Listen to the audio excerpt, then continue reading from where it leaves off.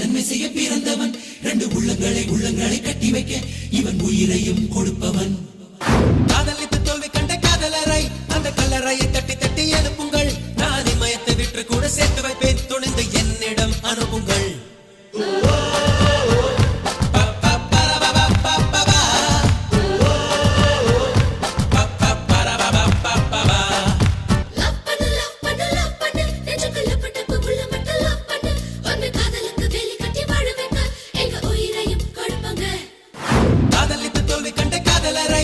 கல்லறையை தட்டி தட்டி எழுப்புங்கள்.